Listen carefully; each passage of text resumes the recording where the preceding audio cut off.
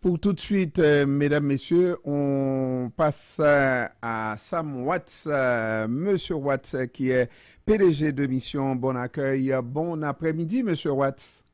Bon après-midi à vous, c'est un plaisir de vous voir. Moi aussi, hein.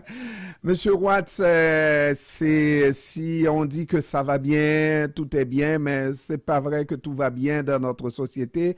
Vous êtes PDG de Mission Bon Accueil. Les questions d'accueil, ça vous connaît, n'est-ce pas? Et on semble manquer de place à l'arrivée de l'hiver de plus en plus dans des centres d'accueil. Dans le Grand Montréal, on a annoncé coup sur coup la fermeture de 3 institutions dans le Grand Montréal à cause de la pénurie de main-d'œuvre. Quel hiver on va avoir pour ces itinérants? Ben, c'est une très bonne question et souvent on parle de nombre de places et il y a des inquiétudes qui tournent autour de nombre de places. Mais en vérité, la grande question et la question qu'on devrait se poser, c'est autour de la rapidité pour quelqu'un qui se trouve en situation d'itinérance de regagner un logement permanent.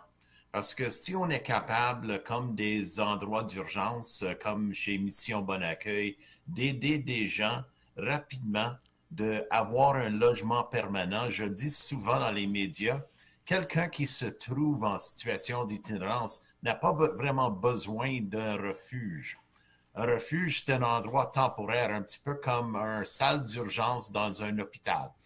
Et de là, la personne devrait être capable d'accéder rapidement à des logements permanents et c'est ça qui manque en ce moment.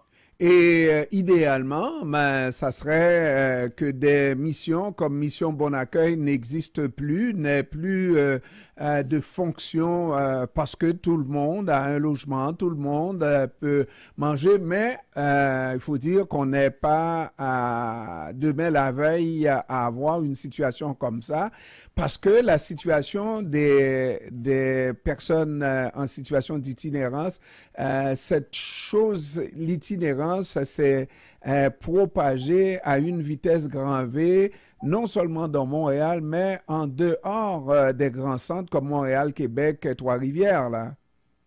Non, c'est vrai. Puis je dirais on aurait toujours besoin des refuges parce que c'est l'endroit où la personne peut recevoir un accueil puis être acheminée vers les services dont la personne devrait recevoir. Mais pour l'instant, c'est vrai, on a plus d'entrées que de sorties. Et ça, depuis vraiment la pandémie, pour dire les vraies choses, Montréal et le Québec étaient vraiment à l'abri d'une réalité nord-américaine depuis des années.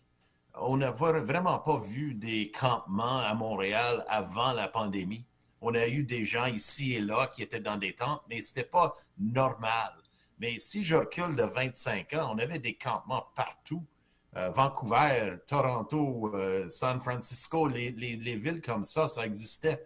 Mais la chose qu'il faut faire ici à Montréal, c'est de saisir le moment où on est rendu, puis apporter des vraies solutions en amont et aussi avec du logement pour vraiment répondre aux problèmes. Parce on a un chiffre qui n'est pas tellement élevé. On n'est pas rendu avec un 30, 40, 50 000 personnes dans le besoin. Et vraiment, à ce point-ci, on est capable d'agir. On dit dans la province, ça serait autour de 10 000.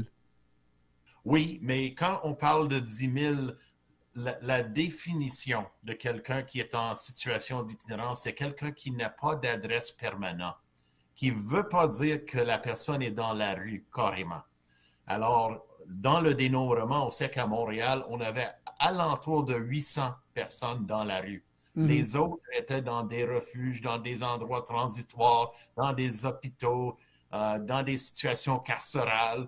Alors, on est, on est dans une position où on peut vraiment répondre, mais la difficulté on est face à une complexité élevée avec des personnes, on les voit.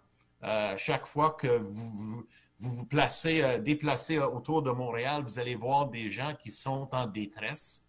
Ce sont des gens qui ont vécu des traumas, des gens qui souffrent des problèmes de santé mentale, des problèmes médicaux, des problèmes de mobilité.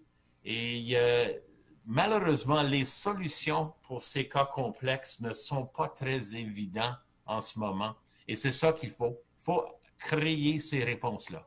Et une des réponses, comme vous l'avez dit, c'est de trouver un logement en permanence pour la personne, pas un refuge, mais comme on le voit aussi, on est en manque de logement, manque de main-d'œuvre aussi dans ce niveau de la construction, comme quoi la solution n'est pas pour demain là non plus. Non, c'est pas pour demain, mais il faut dire que depuis le début de la pandémie, Mission Bon Accueil a été capable de loger près de 1200 personnes, qui veut dire que oui, il y a une pénurie de logement, mais ça ne veut pas dire qu'il n'y a pas de logement. Alors, on est capable, avec une certaine créativité, de trouver des logements, d'avoir des soutiens de loyer et de les aider. Alors, comme société, la réponse à court terme, c'est des soutiens autour d'un loyer. Puis ensuite, à moyen terme, à long terme, oui, il va falloir construire plus de logements. Et avec ce qu'on a dit, plusieurs maisons qui, faute de main-d'œuvre disponible, ont dû fermer leurs services. Quelles sont les perspectives pour les fêtes de fin d'année qui s'en viennent assez rapidement et surtout l'hiver? Quelles sont ces perspectives-là pour ces itinérants?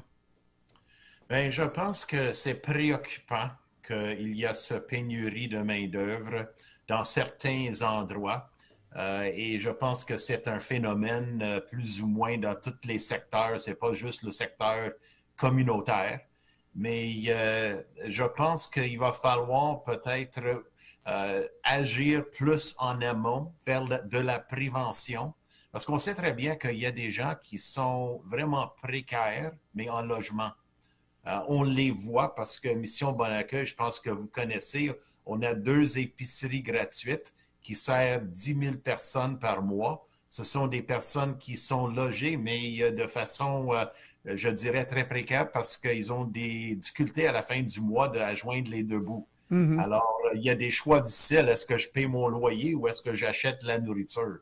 Alors, il faut vraiment faire de la prévention pour faire en sorte que les gens ne tombent pas en situation d'itinérance et aussi agir.